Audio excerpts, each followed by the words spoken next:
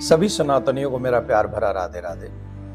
जितने भी सनातनी इस वीडियो को देख रहे हैं पूरा ध्यान से सुने। इस वीडियो में जब आप अष्टमी पूजन कर रहे होंगे या नवमी पूजन, कई घरों में अष्टमी पूजन होता है, कई नवमी पूजन करते हैं और देवी कन्याओं को जिमाते हैं। ये वीडियो कन्याओं के भोजन कराने से पहले हम सबको सुन लेनी चाहिए। जिन जिन घरों में कन्या पूजन होता है, अगर विधान से कन्या पूजन हो जाए और उनकी सेवा सत्कार ढंग से हो जाए तो हमको बहुत कुछ प्राप्त हो सकता है। वेद व्यास जी महाराज ने ऐसा लिखा है कि अगर कन्या पूजन, कन्या कितनी आयु की होनी चाहिए, तो 5 साल से लेकर 7 साल या 8 साल, लास्ट 8 साल तक की कन्याओं का पूजन होना चाहिए, भोजन होना चाहिए और निष्ठा पूरी होनी चाहिए।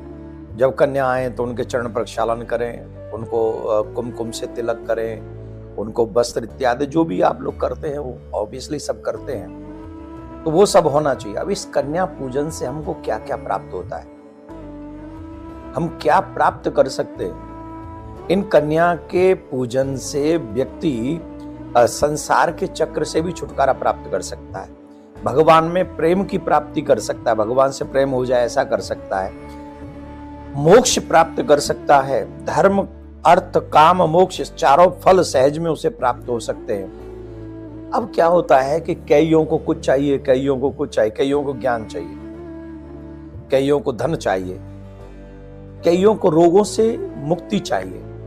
हमारे यहाँ 4 वर्ण हैं, ब्राह्मण, क्षत्रिय, वैश्य और चतुर्थ वर्ग। इन चारों वर्ग की कन्याओं का पूजन करने का विधान है हमारे सनातन में।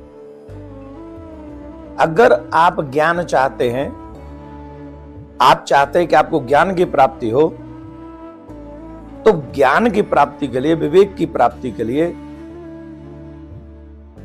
आपको ब्राह्मण वंश में जन्मी हुई कन्याओं का आवाहन करना चाहिए, पूजन करना चाहिए, उनके चरण प्रक्षालन करने चाहिए और फिर द्रव्य दक्षिणा देकर, वस्त्र देकर, उनको भोजन कराकर उनको विदा करना चाहिए।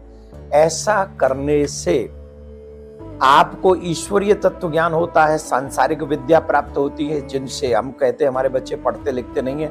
अगर आपके बच्चे भी कन्याओं का पूजन करें तो आपके बच्चों को मां सरस्वती प्रसन्न होकर विद्या प्रदान करेगी। अब कई लोग ऐसे होते हैं जिनको शत्रुओं से बड़ा भय रहता है, शत्रुओं से मुक्ति पाना चाहते हैं, जो इंटरनली बड़े कमजोर होते हैं, बड़े कमजोर रहते हैं, वो बहुत परेशान रहते हैं।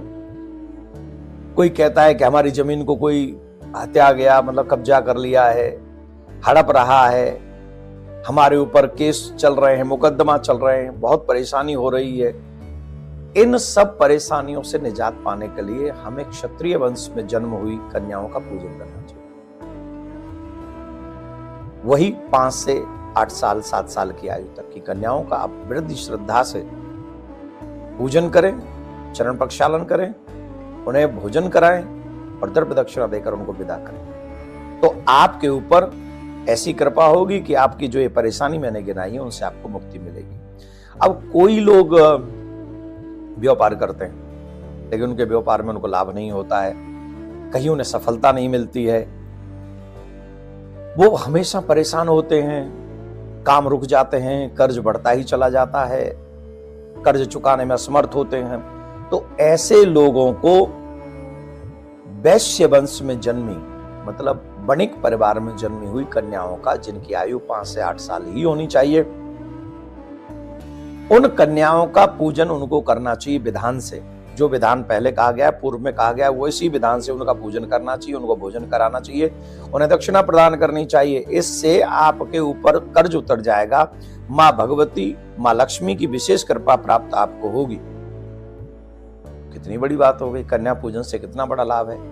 चतुर्थ बात अगर हम कहें, शरीर में आदि है, व्याधि है, रोग लगे हुए हैं, घुटनों में दर्द है, शरीर में परेशानी है, तकलीफ होती है, ठीक से हम काम नहीं कर पाते हैं, सुख नहीं आते हैं, परिवार में दुख और कलेश बना रहता है, तो इन सब की निवृत्ति के लिए चतुर्थ वर्ग की कन्या आयु बोई होनी चाहिए, उनका भी विधि विधान से श्रद्धा पूर्वक आदर होना चाहिए, पूजन होना चाहिए। और उन्हें द्रव्य दक्षिणा देकर भोजन कराकर उनको विदा करना चाहिए।